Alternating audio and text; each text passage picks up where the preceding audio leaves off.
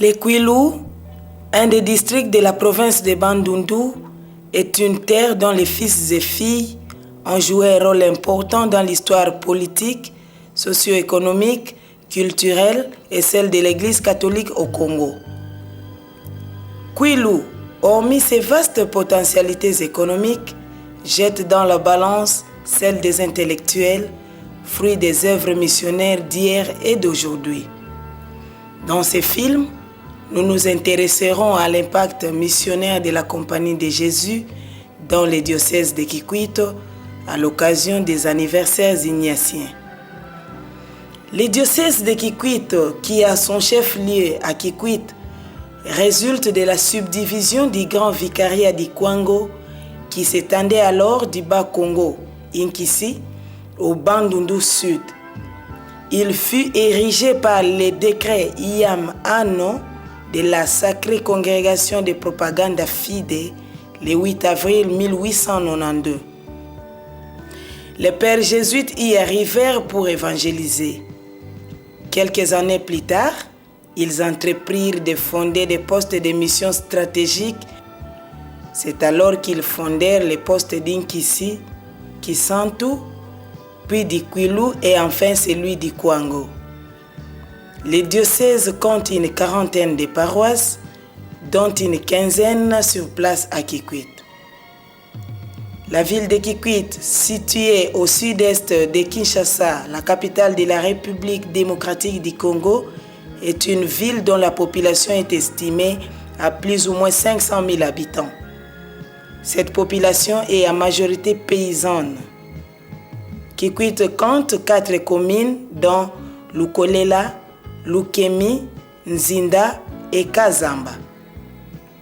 Les nouveaux quartiers comme Kikoti, Plateau de Zone, Kikwit 4 confirment l'extension de Kikwit due au phénomène d'exode rural.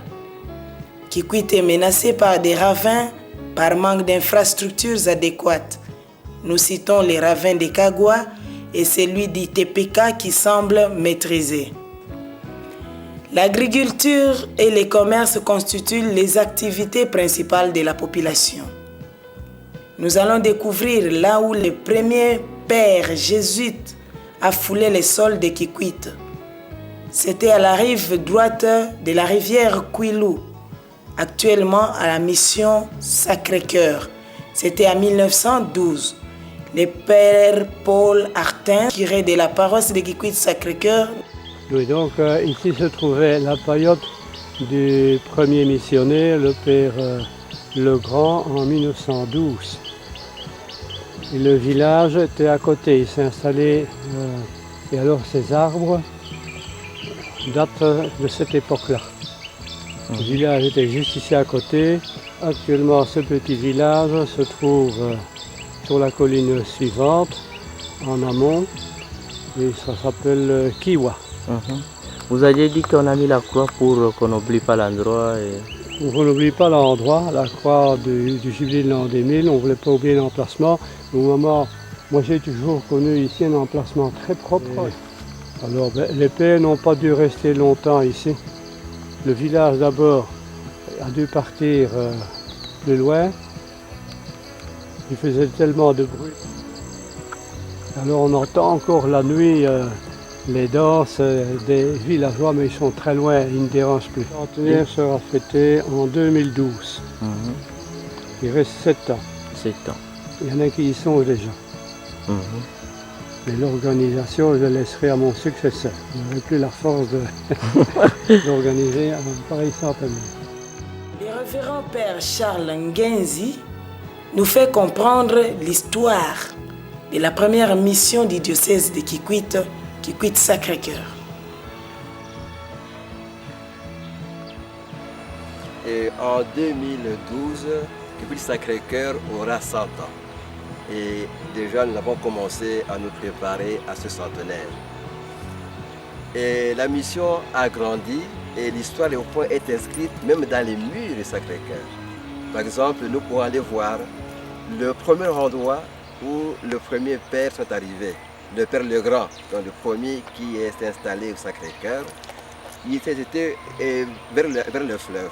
Jusqu'il y a 4 ou 5 ans, à l'endroit où était la première case du père, il y avait juste une motte de terre. Et nous avons érigé une croix de mémorial qui est là-bas. Plus tard, évidemment, en construisant, on est remonté vers ici, où nous sommes. Et c'est ici, au Sacré-Cœur, qu'a résidé le premier vicaire apostolique, Monseigneur de Vos. Et sa tombe est derrière l'église. C'est ici aussi qu'a été le deuxième vicaire, Monseigneur Vanet. Alors, mais après ça, les évêques sont allés habiter à Kinzambi quand en 1937, Kinzambi a ouvert le petit séminaire. L'évêque et son staff sont allés habiter à Kinzambi. C'est bien plus tard, les années 50, que de Kinzambi, ils sont revenus à la cité et ils sont maintenant à l'évêché. Donc ce sont des choses qu'il faut connaître. Quand la mission a été bâtie, pendant à peu près 10-20 ans, les postes de mission les plus proches étaient à plus de 200 km. Ça fait que tout le monde venait ici. C'était les époques où vous aviez 300-400 catéchumènes. Et la mission est grande, parce qu'elle devait abriter un grand nombre de catéchumènes et les écoles aussi. Tout était ici. C'est plus tard que d'autres missions se sont ajoutées par-ci par-là. Et en ce moment-ci, il n'y a pas de paroisse à plus de 100 km. Donc chaque fois, à moins de 100 km, il y a une paroisse. Tout ce monde qui avant arrivé ici, maintenant est retenu et au point après sur place. Donc pour la mission a agrandi comme ça. Alors, au début, les frères sont arrivés ici et puis les sœurs, les sœurs qui habitaient le couvent là-bas, tout ça marque les étapes du développement de la mission. Le grand séminaire Saint-Cyprien, qui est le théologat pour tout Bandundu.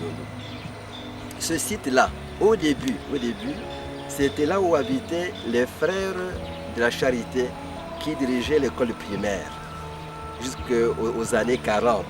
C'était aux années 40, c'est les frères de la Charité de Gand qui tenaient l'école primaire. Alors plus tard, aux années 50, quand les frères de la Charité ont quitté Kikwit, les frères joséphites les ont remplacés dans le même bâtiment. Maintenant, les frères joséphites ont fait deux choses. Primo, ils ont repris donc Ndobo, Ndobo qui était autrefois l'école normale. Vous vous souvenez que les abbés comme l'abbé Nguya avaient dirigé ça, le père Stieno avait dirigé ça. Vous voyez, c'était l'école normale à ce moment-là. Et les frères à ce moment-là étaient avec l'école primaire et habitaient là-bas. Bon, plus tard, quand les frères joséphites ont repris Ndobo et on a fait une école secondaire complète, à ce moment-là, les frères sont venus habiter carrément à Ndobo. Alors les bâtiments là-bas sont restés pour nous-mêmes. Donc, vers les années 40, 45, après 50, nous avons fondé le collège, ISFEX, donc scientifique. Kinyati était littéraire, il ne faut pas oublier ça. Mais alors, le scientifique, nous avons fondé plus tard. Ça a commencé d'abord à Kinzambi, et alors nous avons transféré ici. Quand donc les frères ont repris les bâtiments de Ndobo maintenant, alors nous avons repris les bâtiments qui autrefois étaient pour les frères. Alors nous avons construit l'ISFEX dans l'état où vous verrez les bâtiments, des beaux bâtiments. Ils sont très beaux bâtiments. C'est quelqu'un qui a construit ça comme école secondaire. Maintenant, plus tard, on a vu que l'internat était très lourd. Et qu'avec l'internat, on faisait une sélection. On éduquait les enfants riches et pas les pauvres. C'est ainsi que nous avons voulu éviter l'internat ici, l'ISFEX. Et nous sommes allés maintenant à Salissana. Et enfin, Salissana.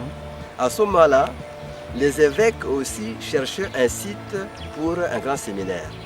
Autrefois, ils étaient au grand séminaire à Maïti.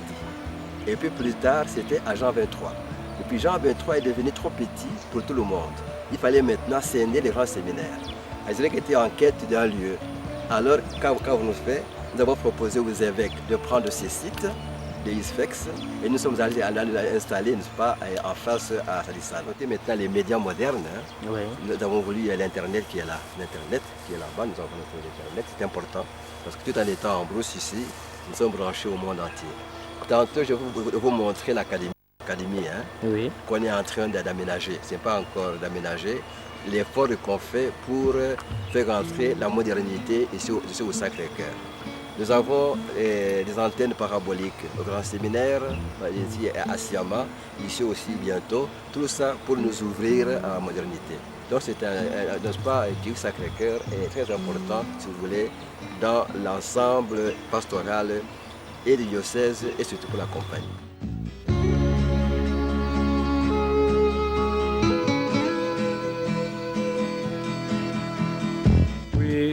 C'est devenu un centre scolaire. Là, vous avez 2 écoles secondaires et 2 écoles primaires pour les garçons et pour les filles séparées.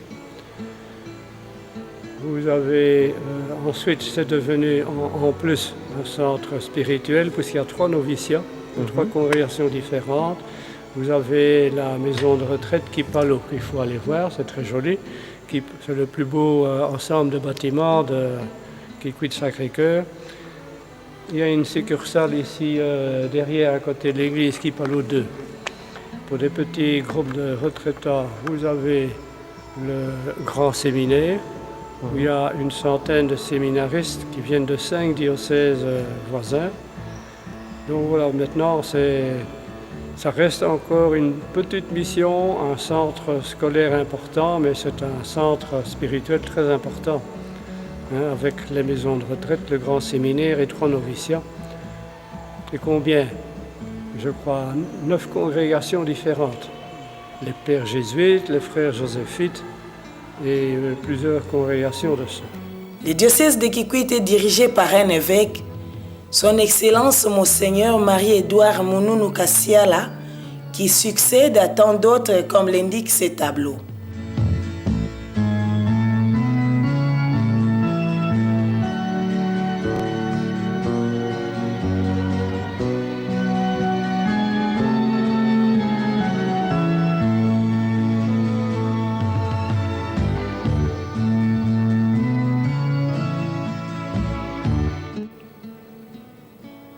Les pères jésuites, après avoir fondé plusieurs missions dans ces diocèses, restent présents actuellement à Djouma et à Kikwit dans les communautés de Kikwit Sacré-Cœur, résidence Nzongemba près de la cathédrale Saint-François-Xavier, ITPK, Sadisana et Mukasa à Kazamba. Ils travaillent à l'éducation, comme le confirme son Excellence évêque de Kikwit. Je fais l'historique pratiquement de la façon dont l'évangélisation nous est arrivée ici grâce à la compagnie des jésuites. Oui. Ce sont les pères jésuites qui ont implanté la mission ici chez nous et qui continuent jusqu'à ce jour ici de me prêter leur meilleure collaboration par leur service. Ils sont dans la pastorale active, ils sont aussi dans la pastorale de l'éducation et dans le développement. Tout cela pour montrer qu'ils sont très engagés et je suis très content de compter sur leur contribution. Quand je parle de l'éducation, vous voyez un peu ce qu'il y a à parler de l'éducation. Ils ont éduqué, formé beaucoup de personnes qui aujourd'hui, pour parler de façon très pratique concernant notre pays à nous, tous ces anciens jésuites, dont je suis aussi, pas un jésuite, mais élève jésuite. Oui. D'ailleurs, j'allais devenir aussi jésuite, mais Dieu m'a choisi pour devenir moine trappiste. Et c'est aussi grâce à eux. Mais tout ce qu'ils ont fait, contribution à l'éducation, multiples sectorielles, il y a beaucoup là-dedans. Il y a des écoles professionnelles. Il y a l'IFAC aussi qui est... L'IFAC, l'ITPK. Et l'IFAC aussi, c'est un jésuite qui a commencé. Et là qui montre un peu la confiance que nous mettons sur le personnel laïque. Ceci comme un père de famille qui éduque un enfant, lequel devient lui-même adulte, le papa peut traiter avec lui à pied égal et compter sur lui pour continuer l'œuvre.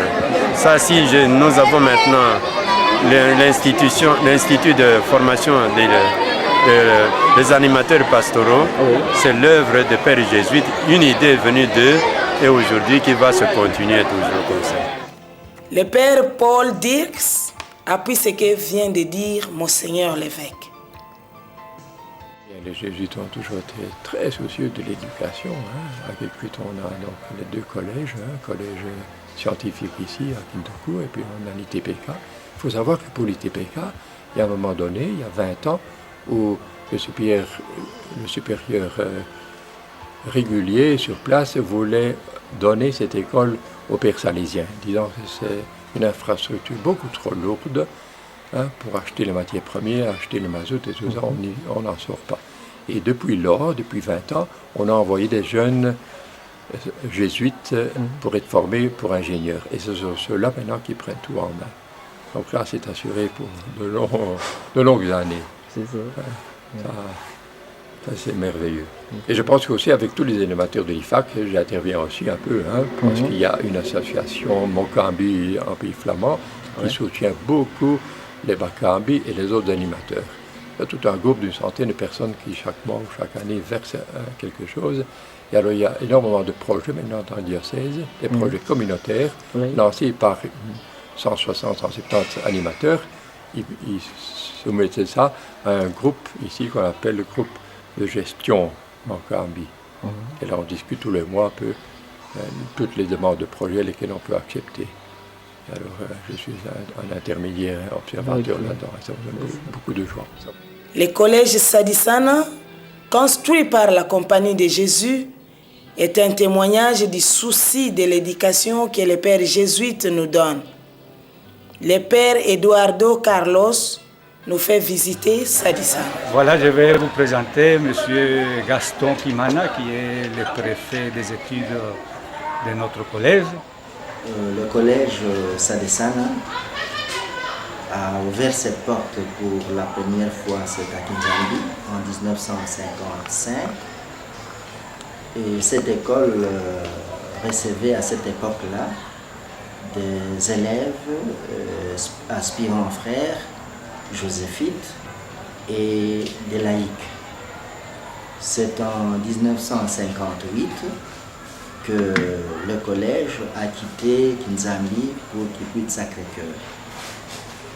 Et à Kikwit Sacré-Cœur, vers les années 60, 1960, il y a eu changement de programme. C'est-à-dire au départ, on voulait faire de ce collège une école normale, mais par après, on a dû changer de programme pour instaurer la scientifique B. Donc en 1985, on a dû quitter Kikwit Sacré-Cœur pour ici, sur la rive gauche du Kouilou, en fusion avec l'ancien collège Zamou. Voilà la petite histoire rapidement. Ici, nous organisons des humanités scientifiques avec les deux options. Et en plus de scientifiques, nous initions un peu les enfants à un certain nombre d'apprentissages du métier, de bois, de la dactylographie, de l'électricité, donc en plus de cette formation scientifique. Sinon, l'équipe actuelle, le personnel actuel compte 37 agents. L'IFAC, Institut de formation des animateurs, est situé non loin du collège Sadisana. Il a été fondé à l'initiative de pères jésuites, le père Pete Lambrex. L'abbé Dosité Kembie nous donne l'historique. C'est l'abbé Dosité Kembie, je suis directeur de l'IFAC depuis 1997. L'IFAC a été fondé en 1981 par le père Mortier avec la collaboration des évêques de Pokokabaka, d'Idiofa, de Kenge et de Kikwit. C'est un institut qui voulait à l'origine former des laïcs adultes comme animateurs de communauté. Et depuis ce temps-là, l'IFAC continue sur cette lancée, étant donné que dans nos communautés, on a besoin de gens capables de les animer pour tous les besoins de communauté. Et nous sommes en train de continuer ce travail sur cette lancée-là. Bon, le bilan, ce serait difficile. Pourquoi? Parce que ceux qui m'ont précédé, il y a d'abord le père Mortier qui a commencé, qui a travaillé. Et il a cédé la place à l'abbé Matin de Jules qui n'a fait qu'une année. Après lui, c'est l'abbé Combo qui a fait 2 ans. Et moi, je suis maintenant à ma 8e année. Et ce que je peux dire, c'est que depuis la fondation, l'IFAC n'a fait que progresser et continuer. Parce qu'on a commencé avec les salles de classe. Après, on a dû ajouter un centre de formation qui a une capacité de 60 lits et une salle aussi de conférence de 250 ou 300 places. Après ça, l'IFAC a fait d'autres histoires. Depuis l'année passée, nous sommes en train de monter une ferme-école pour les étudiants où on fait les cultures de maïs. Il y a une porcherie en vue, un clapier et un poulailler, plus des étangs piscicoles qui sont déjà creusés. Il y a déjà aussi des poissons. Notre collaboration avec la Compagnie de Jésus, je peux dire qu'elle est restée un peu minime. Dans quel sens? Parce qu'ils n'interviennent plus directement dans le travail que nous faisons ici. Parce que maintenant nous sommes financés par des partenaires extérieurs. Alors il y avait quelques jésuites qui enseignaient dans le temps ici, mais comme ils sont partis, il y en a qui sont morts, il y en a qui sont partis. Ce qui fait que, même pour le corps professoral, pour le moment, nous n'avons plus de jésuites qui collaborent avec nous ici. Mon dernier mot, c'est que la compagnie, en fait, nous remercions d'abord les pères de la compagnie qui ont été les fondateurs de notre diocèse, aussi de beaucoup de structures et des œuvres dans notre diocèse.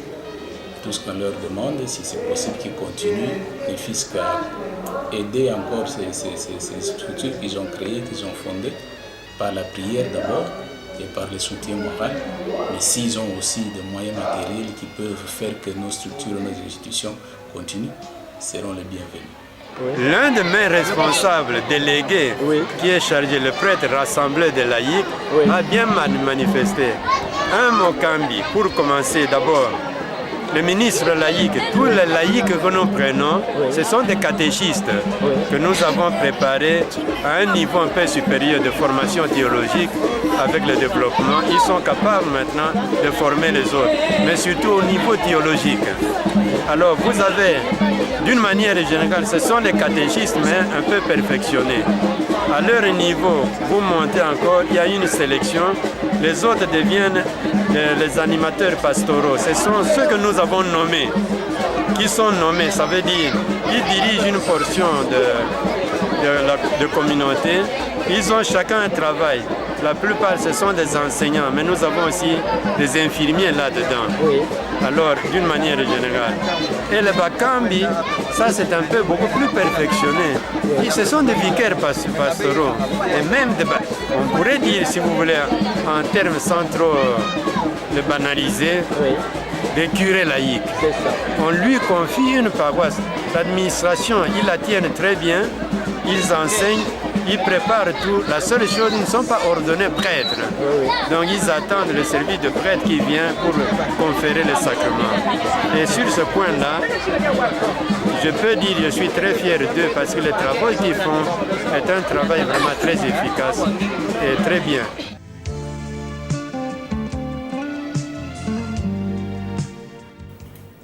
Ne dit-on pas que la foi sans œuvre est morte en elle-même?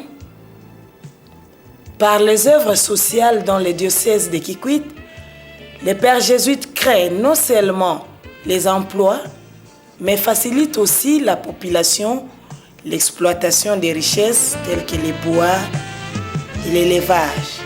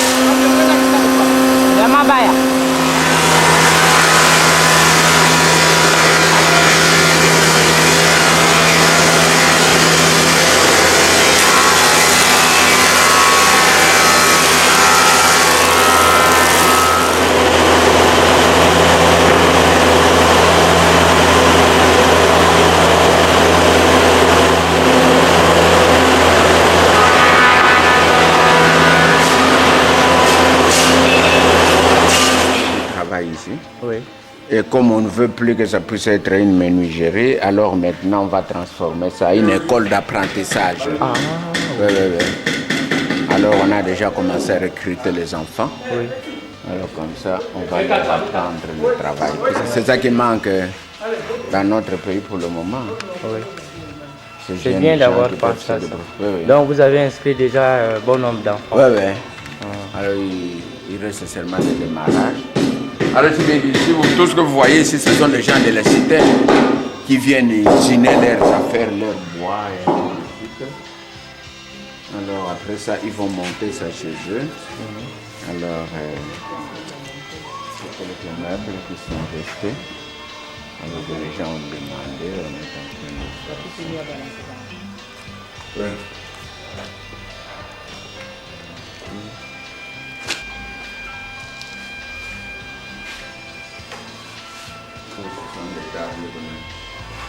On a fabriqué ça en grand nombre, alors ça c'est l'échantillon qui est resté. Alors on a mis du formica là-dessus et ainsi de suite. Garde-robe, une garde-robe à 3 portes. Pour des grandes personnes comme vous autres. Ici papa et maman. Et nous verrons encore ce qui est pour les célibataires.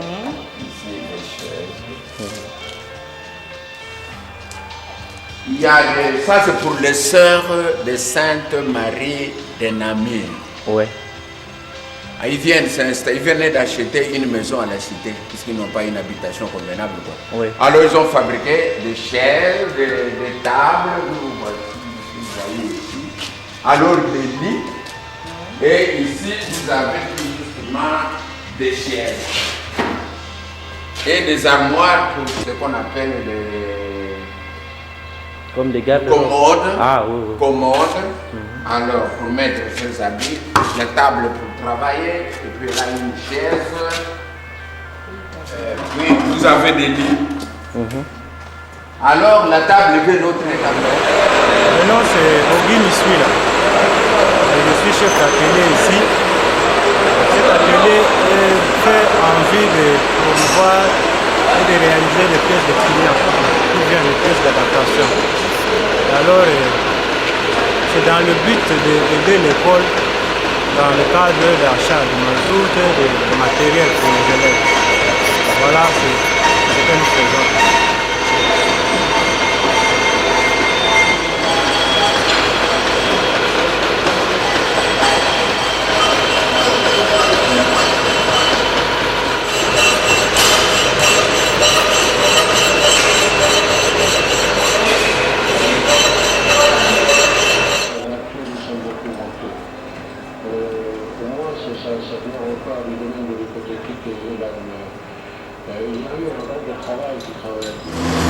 Je m'appelle Pété Norbert, chargé de garage de l'ITPK.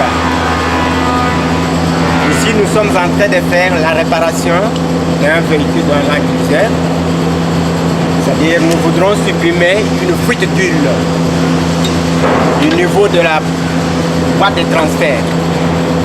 Ça, c'est l'opération qu'on est en train de faire.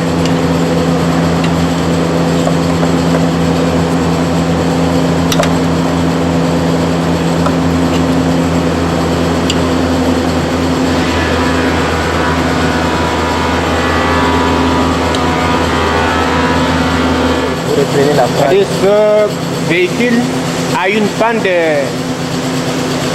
de la quilasse, c'était chauffé. On a retiré la quilasse, on est tenté de raboter cela. Après avoir raboté, on pouvait le remettre et puis démarrer le véhicule. Mais en attendant, les gens sont allés chercher les pièces chez eux.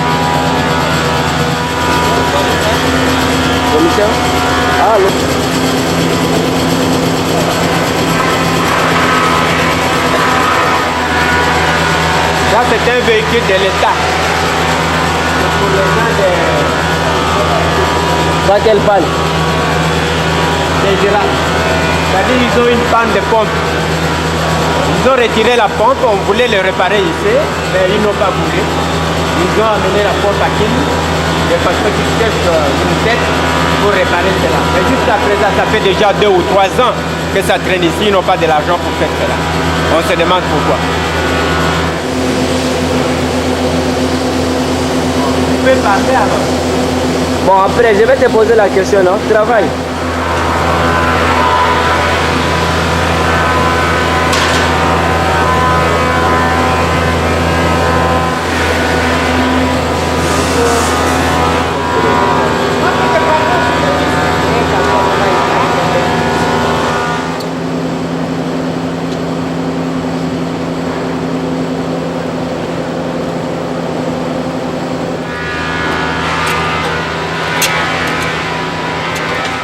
Après les clés 12, hein? Au moins mixte. Mais ça va dire. Mais ça va faire.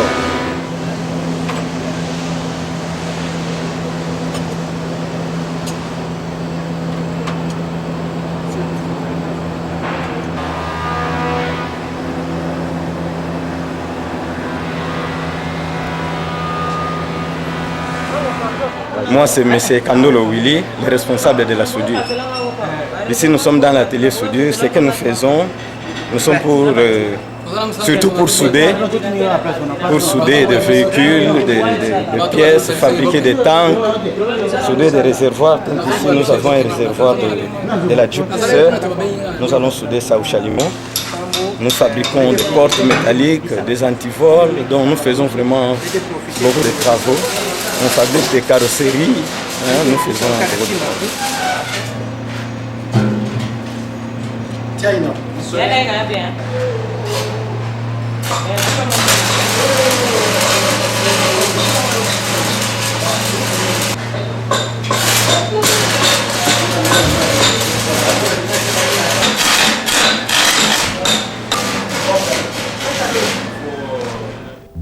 Si tu me donnes un poisson, je mangerai. Mais si tu m'apprends à pêcher, je n'aurai plus faim. Le père Paul Dirks, dans sa paroisse Saint-Esprit, s'occupe de l'encadrement de jeunes. Ce sont des laïcs qui prennent cette paroisse en charge avec un Mokambi, le Mokambi Gamingungu. Il y a d'abord eu Mundende, et puis maintenant c'est Gamingungu qui est animateur Mokambi, donc installé par Monseigneur Monu. Et moi je les encadre, je les encourage, je vais là pour la messe, les confessions, les grandes réunions. Et puis je veille aussi à ce que cette paroisse puisse se construire. Ça a commencé petit à petit, avec l'aide des gens, beaucoup, construire l'église, construire une salle paroissiale, une école secondaire, et maintenant une petite école encore qu'on appelle l'autre école. Mais je suis là déjà depuis 1977. J'ai commencé. Le Père Zabal a pris un peu le relais pendant 3 ans que j'étais à Kisantu. Mais je suis toujours là avec ces animateurs. Et ce sont les laïcs qui font le gros du travail, vraiment. Et le Mokambi, je vous assure, il a la charge de sa famille nombreuse. Il est enseignant à l'école primaire à Saint-Pierre, qui est Q3. Et le soir, lui, il est libre pour visiter les gens, recevoir les pauvres, faire des réunions de toutes sortes. Oui. Eh bien, il y a justement cette autre école qui était fondée au fond par les Sœurs de Saint-André, mais qui fonctionne depuis 8 ans, et qui a comme but que les jeunes du quartier, qui ne sont pas scolarisés, ou qui étaient très peu scolarisés, puissent être à la hauteur, savoir lire et écrire, faire des calculs, et puis avoir un petit métier. Concrètement, comme métier, les jeunes gens apprennent la menuiserie, la maçonnerie, surtout des briques à daube. Ils construisent des maisons en briques à daube, ils mettent les toits en tôle et tout cela. Et ils font aussi du jardinage, ils ont des champs de soja. Les jeunes filles font en plus encore du savon, du pain et de la couture. Et donc, après 2 ans de formation, ils partent chez eux et ils sont capables de gagner leur vie très facilement, très facilement. Et ça fait que la paroisse devient presque un modèle, je dirais, pour les jeunes qui sont très actifs. On construit un peu partout des maisons en briques à daube. Il y a parfois par-ci par-là déjà aussi quelques poules, d'autres animaux, des pigeons, des petits jardins. Et alors, il y a un autre groupe qui travaille, qui n'a rien à voir avec l'autre école, ce sont des grands jeunes gens qui ont déjà été en Angola ou bien veulent aller en Angola. On les encadre pour qu'ils restent sur place. C'est eux alors qui entretiennent les routes, les avenues là dans la paroisse. Et ils travaillent tous les jours, en semaine, et après ça, ils reçoivent simplement un petit repas.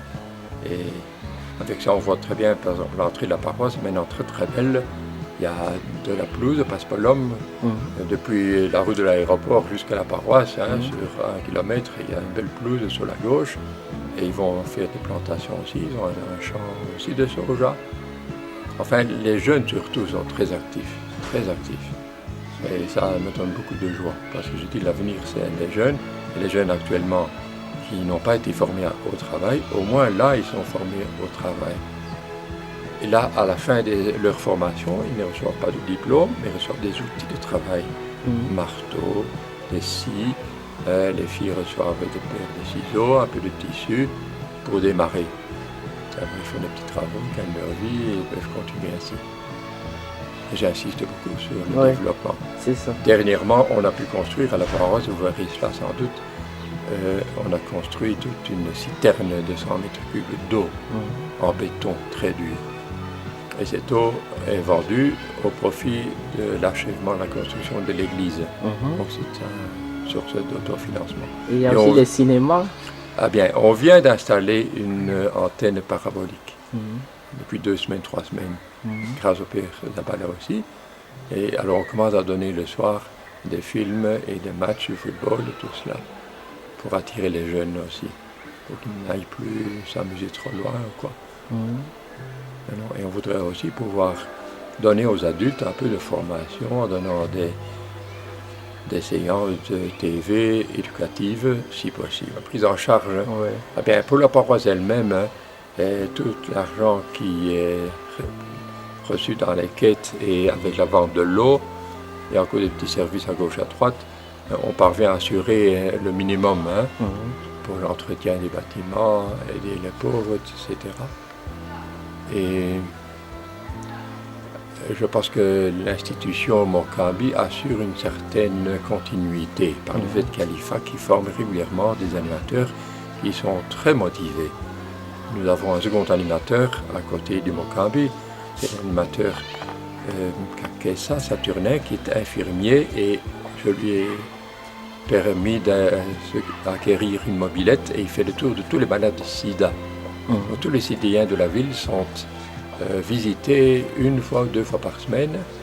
Et alors j'ai une petite source aussi de médicaments, la pharmaceutique Janssen de Turnhout, Beers, qui envoie de temps en temps un carton de médicaments qui soulage énormément les malades de sida.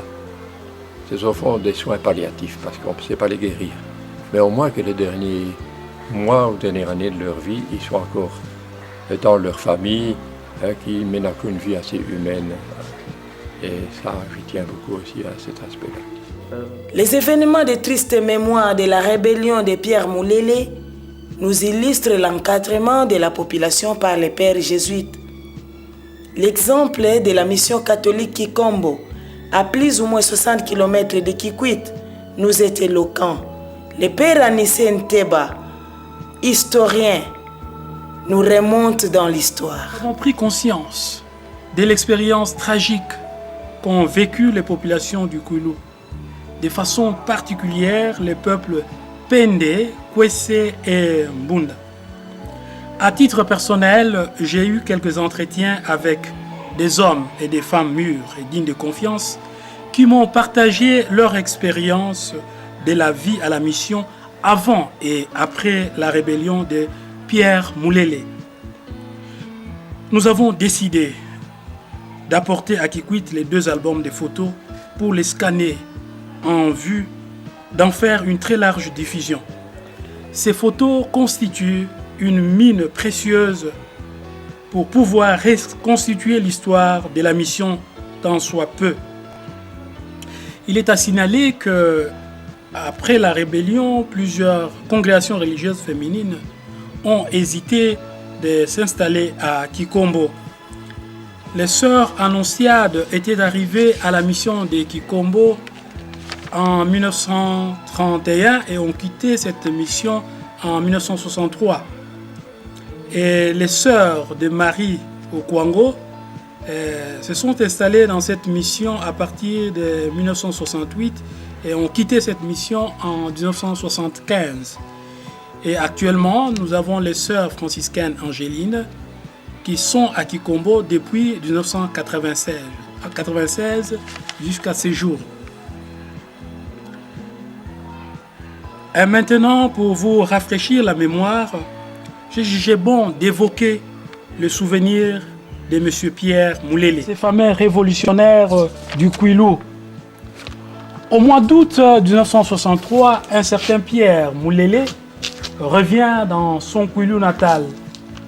Après une assez obscure carrière politique et diplomatique, Lumumba en a fait en 1960 un ministre de l'Éducation nationale.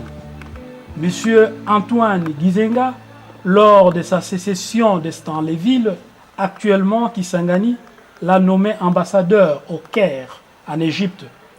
Après quoi, il a disparu pendant près de 2 ans. A-t-il été à Pékin, à Prague, à Moscou?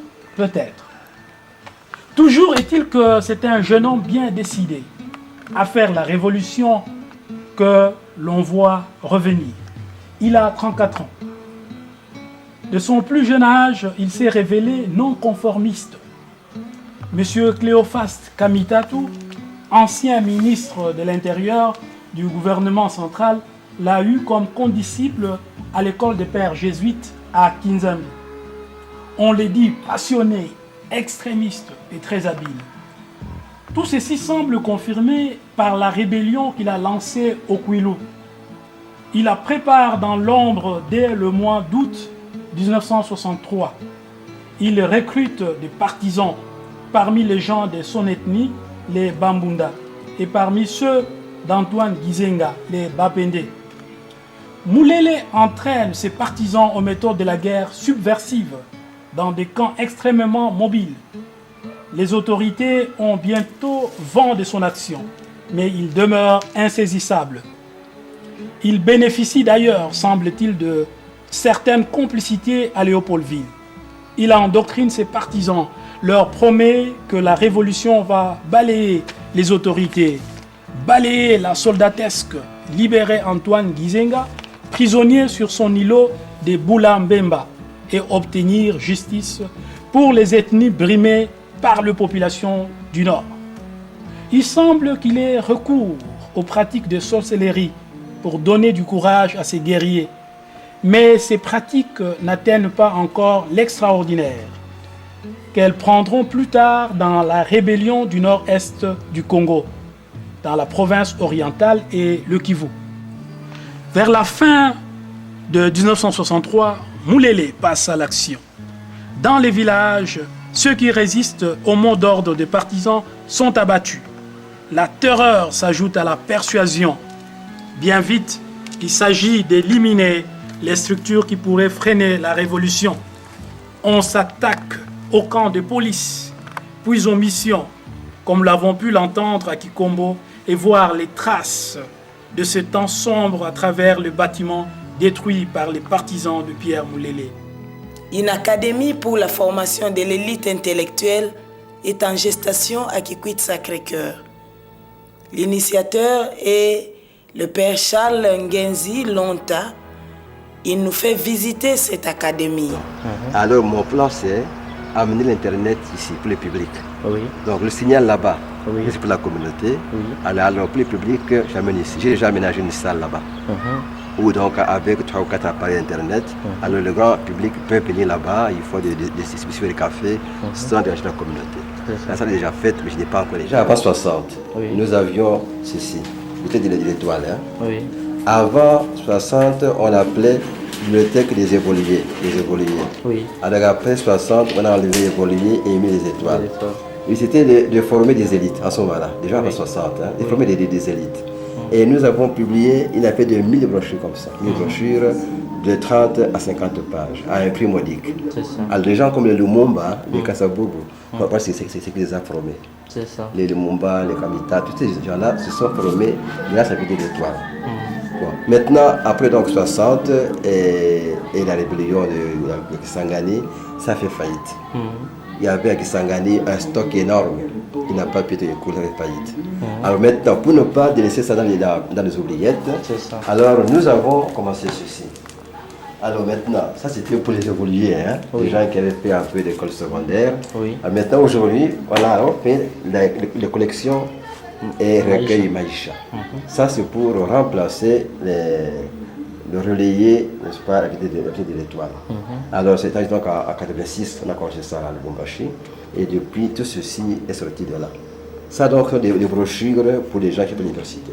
C'est ça. Ouais, hein, donc qui peuvent approfondir un sujet. Donc des brochures comme ça ou des études. Vous avez madame ici, disons, la sorcellerie, hein, la sorcellerie. C'est un sujet.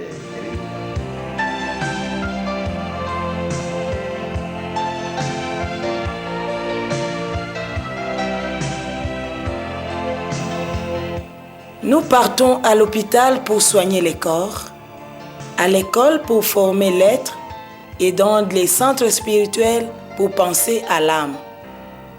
Le révérend père Gérard Triaille nous présente le centre Kipalou. Oui, nous sommes ici au centre Kipalou de Kikwit et nous allons faire la visite en commençant par la vaste chapelle.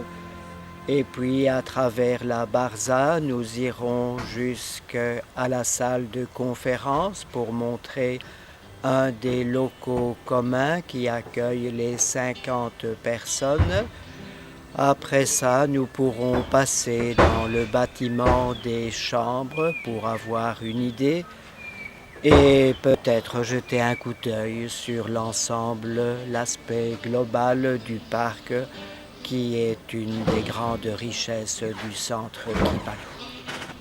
Le centre Kipalou a dû être construit vers les années 1966-67. C'était après le temps de la rébellion.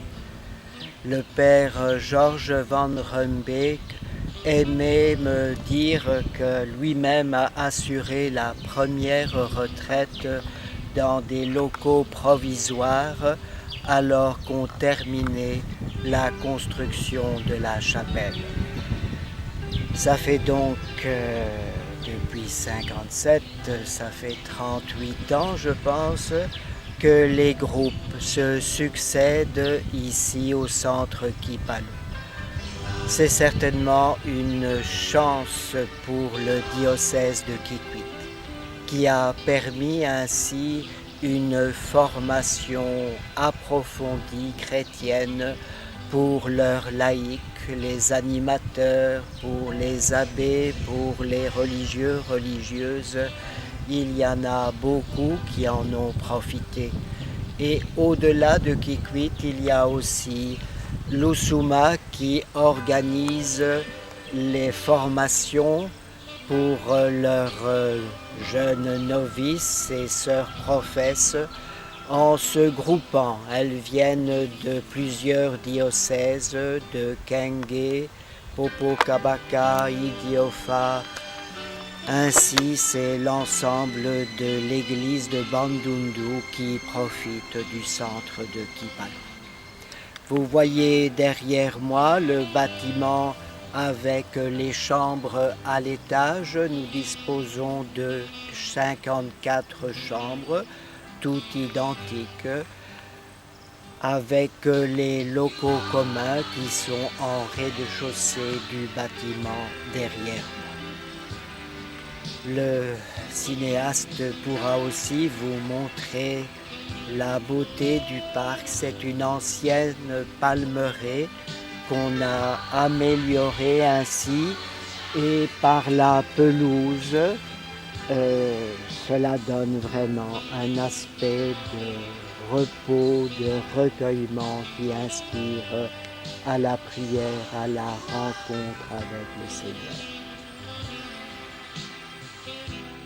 Si cette maison accueille des groupes de 30, 40 ou 50 personnes, on imagine facilement les difficultés de l'approvisionnement en eau courante.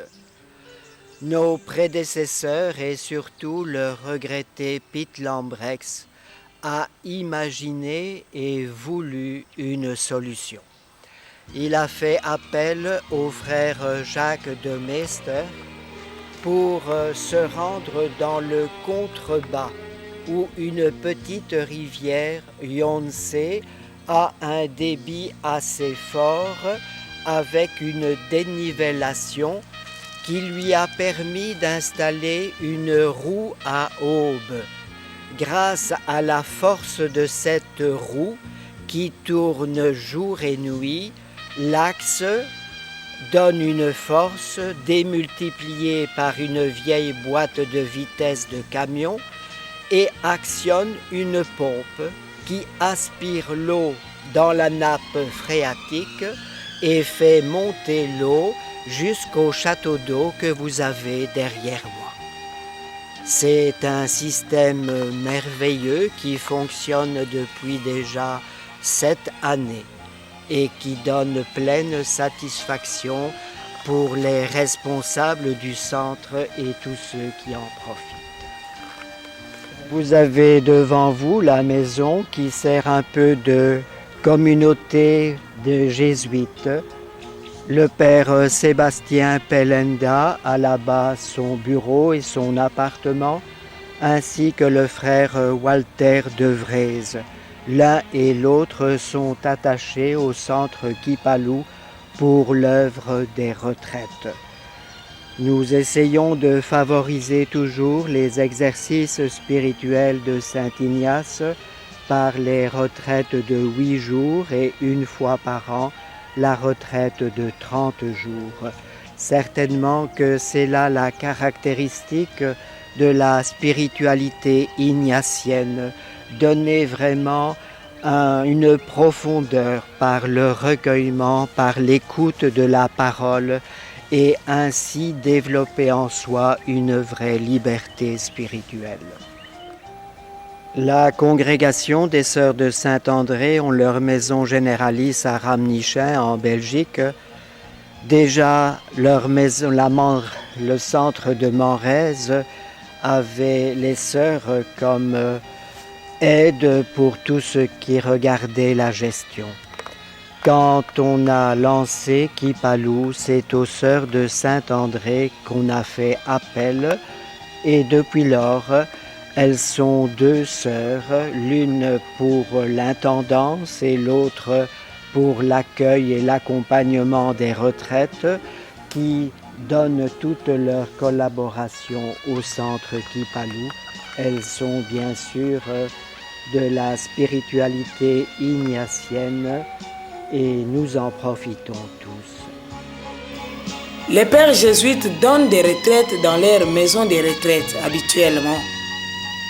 Et ils vont aussi là où l'on a besoin d'eux pour une formation spirituelle. Les pères Mbambi, en retraite dans les grands séminaires interdiocésains Saint-Cyprien, pépinière de formation des futurs abbés des 5 diocèses que compte notre province de Bandundu. Nous citons les diocèses d'Idiofa, Inongo, Kenge, Kikwit et Popokabaka.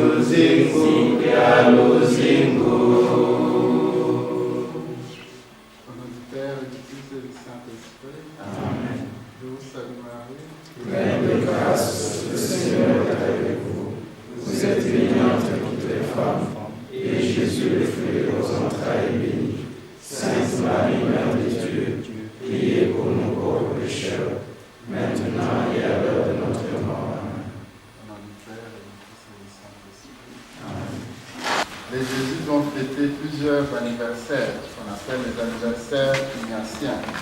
Ignace étant le fondateur des jésuites, on va fêter les 500 ans de la naissance de Saint François Xavier.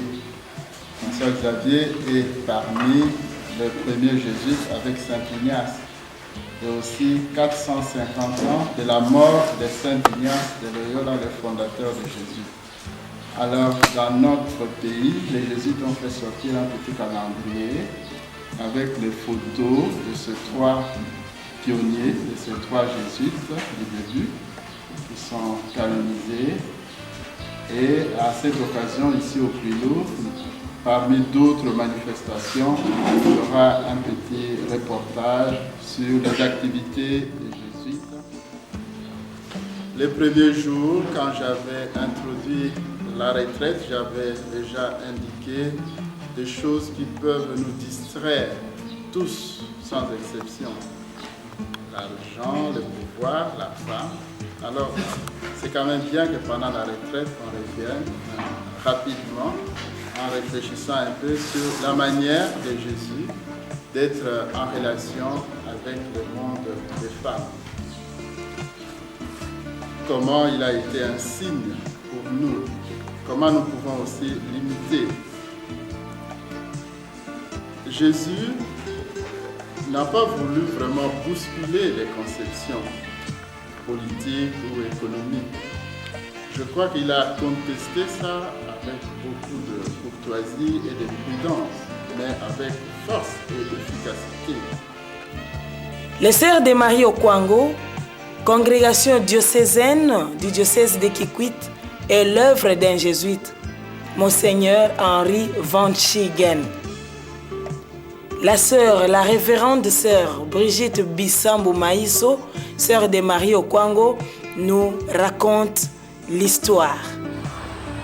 Je suis sœur Brigitte Bissambo, sœur de Marie au Kwango. Nous avons comme fondateur un jésuite qui répondait au nom de Monseigneur Henri Van Schiegen. Il est né à Borin le 3 décembre 1888 en Belgique. Son idée maîtresse pour nous, nous avons gagné la spiritualité ignatienne. C'est-à-dire, nous avons comme fondateur Henri Van Schiegen, jésuite, qui alors qu'il nous a impliqués de cette spiritualité ignatienne, il nous a encadrés, il a fondé notre congrégation, il voulait à tout prix relever la femme noire qui, d'après l'homme blanc, ne pouvait pas tenir dans la vie religieuse. Il a fondé ainsi des congrégations, des frères Joséphite de Nzambi et celles des sœurs de Marie au Kwango que nous sommes. Toujours de l'avant, dès le commencement, nous avions seulement 4 membres. Mais pour le moment, nous sommes au-delà des 100. En ce jour, je dirais, ils sont nos pères, ils nous ont formés, ils nous ont encadrés. C'est grâce à eux que notre congrégation va de l'avant. Nous avons même fêté le jubilé d'or de la mort de notre fondateur l'an passé. C'était le 31 juillet à la fête de Saint Ignace de Loyola. On a combiné cette fête avec les jésuites. C'était très magnifique. C'était pour la première fois dans l'histoire qu'on a été ensemble pour festoyer. Nous sommes dans l'enseignement, dans l'éducation, dans les soins des malades, dans des centres de santé, dans des hôpitaux. Nous avons premièrement la catéchèse qui nous aide à encadrer ces jeunes dans la formation. Nous avons aussi l'éducation et l'encadrement que nous recevons nous-mêmes de nos fondateurs que nous projetons à nos élèves. Les frères joséphites de Kinzambi, par contre, sont l'œuvre de notre jésuite Monseigneur Guy Fins. Visitons les noviciats des joséphites de Kinzambi. Les frères Nazaire Kapumba et Joséphine de Kinzambi. Actuellement, je suis maître de novices. Cette année, j'ai 15 novices, 2 en deuxième année et 13 de la première année. Et alors, nous recevons 2 novices de Kinkala et Congo-Brazzaville et 4 novices de Bassankousou, les fraternités Balangwa Christo. Alors pour le moment, il y a 2 novices à l'hôpital, à Saint-Pierre, à Kikwit 3, et puis un 3e qui veille sur les malades. Et puis 2 de la 2e qui sont en stage, un à Yassa et un à Soa, vers la répétition. Les récits de Saint-Ignace, Loyola.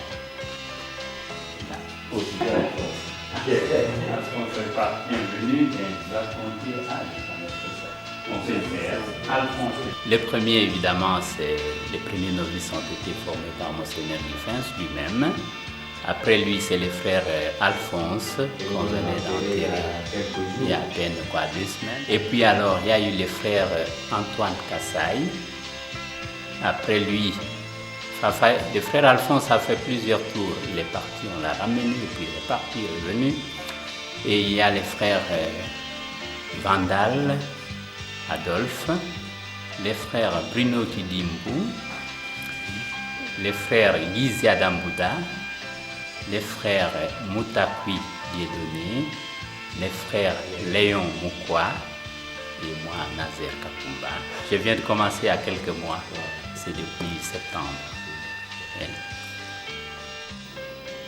La communauté de vie chrétienne, CVX, un mouvement mondial à spiritualité ignatienne, est présente à Kikwit.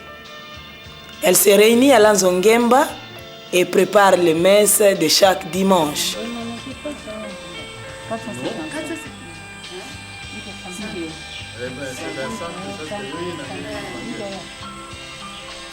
que les saints se sont mal réputés. Communion.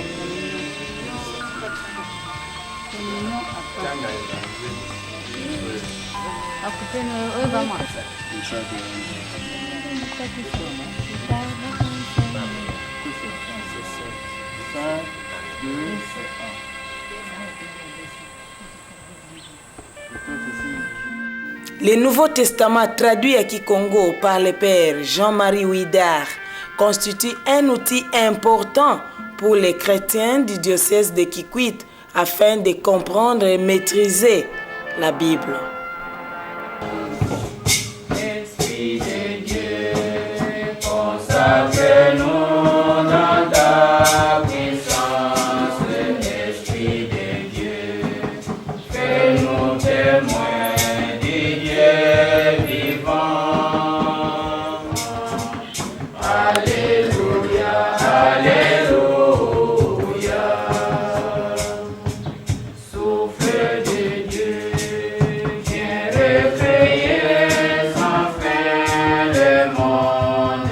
Souffle de Dieu, fais-nous porter ta vérité.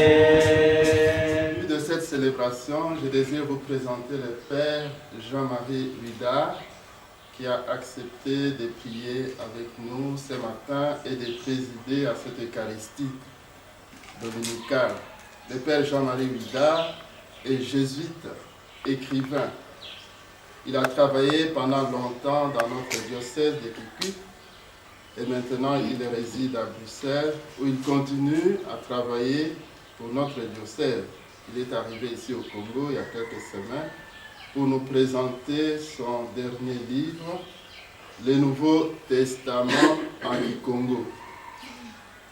C'est un travail important. Père Jean-Marie Ouidar fait un travail important pour notre diocèse et tous les autres diocèses qui utilisent le Kikongo pour la liturgie et l'évangélisation. Personne même qui a traduit, qui peut expliquer des mots et tout ça. Et nous pensons qu'un jour, le Père arrivera à traduire toute la Bible. C'est un travail de plusieurs années. Ce n'est pas en un jour, en un an qu'on peut traduire la Bible de façon à bien présenter ça chez les chrétiens. On connaît tout cela. C'est vraiment un savant, le Père Jean-Marie. Alors je suis heureux. J'aurais voulu assister à la messe. Jour Seigneur, Dieu soit loué dans tous les temps. Commencer la messe, je dis une petite rectification. Je n'étais pas seul, nous étions toute une équipe et je salue spécialement la mémoire de Papa Benjamin Kaketse, la mémoire de Sœur Monique Louinda et d'autres personnes, et du Père Donatien Landa et du Père Marcel Goudet.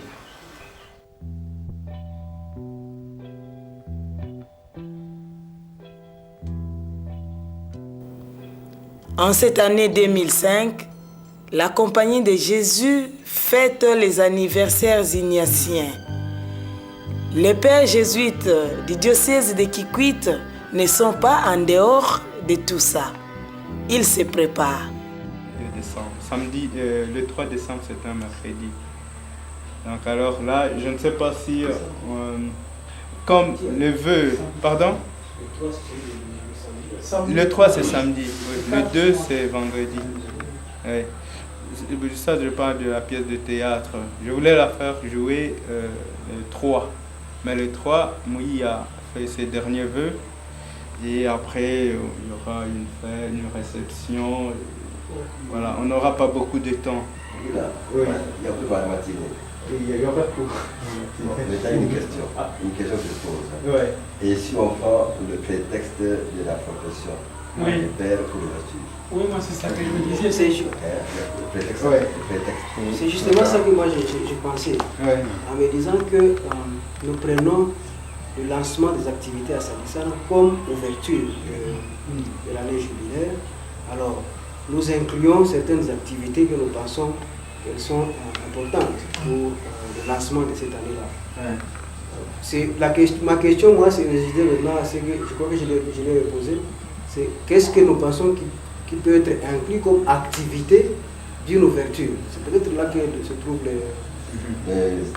qu'est-ce qu'il faut faire lorsqu'on est en train de lancer une ouverture d'une année jubilaire, c'est ça? Comme on a parlé des neveux de Père Moïa, c'est ça qu'on voulait prendre comme une activité de l'ouverture. C'est l'ouverture. Bon, il y a déjà une équipe d'élèves. Malgré ce que tu dis, parce que l'idée de quand même entre le collège, c'était mieux quand même. Il y a quand même une équipe à l'ITPK, comme des élèves. Il y a une équipe d'ITPK. C'est pas encore formé, mais ils se connaissent.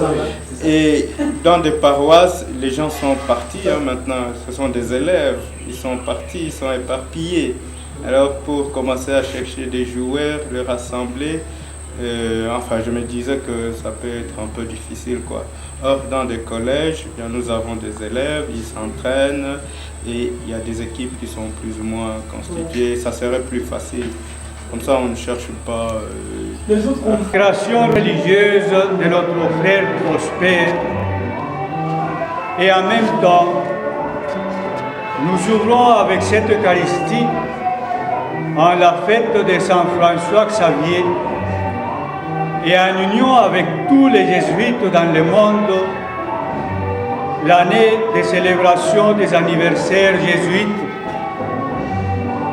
les 100 ans de la naissance de Saint François Xavier et du bienheureux Pierre Fabre et les 450 ans de la mort de Saint Ignace de Loyola.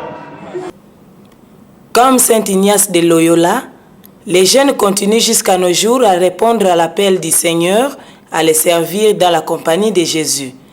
le père Prosper Moïya émet ses vœux à l'occasion de l'ouverture de l'année ignatienne. Je promets aussi de m'employer particulièrement, selon qui me sera ordonné, à instruire les enfants et les pauvres. Je promets en outre une obéissance spéciale au souverain pontife pour les missions confiées par lui. Tout cela selon la règle de vie exprimée par les documents des papes concernant la compagnie de Jésus et par ses constitutions. Dans la chapelle de Kouilou, le 3 décembre 2005. Plusieurs musiciens congolais de grande renommée sont du Kouilou. Qu'est-ce qui reste du folklore?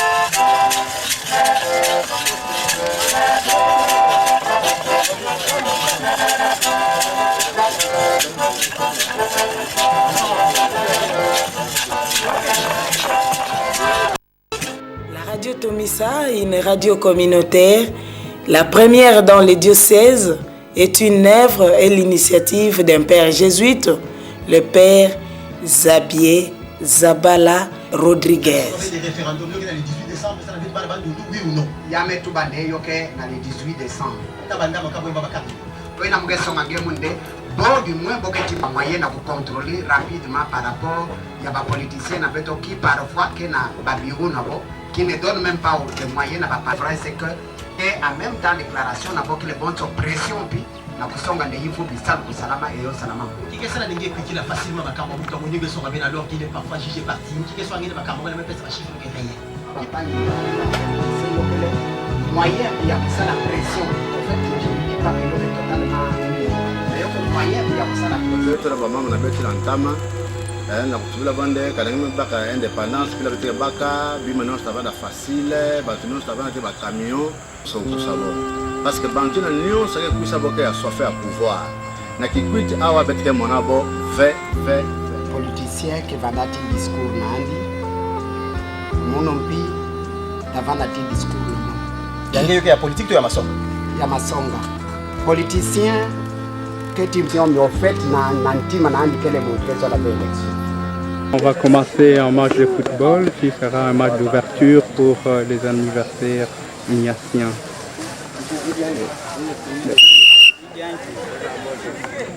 Il faut bien vous aligner. Messieurs, vous êtes tous des élèves de nos écoles. Alors, l'esprit doit être bon sur le terrain. Ce match, c'est le premier match d'ouverture du tournoi qui est organisé à l'occasion des anniversaires ignatiens.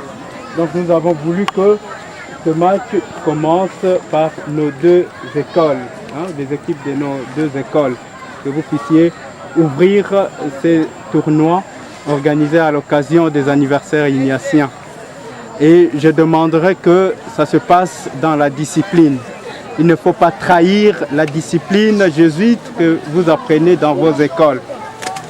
Donc, soyez polis sur le terrain, respectez l'arbitre et pas beaucoup de bruit sur le terrain. Donc, il ne faut pas faire du bruit, jouer calmement. C'est un match d'ouverture, il faut que ça soit beau. Il ne faut pas que les gens, dès le départ, soient déçus par votre mauvais jeu ou bien par votre indiscipline.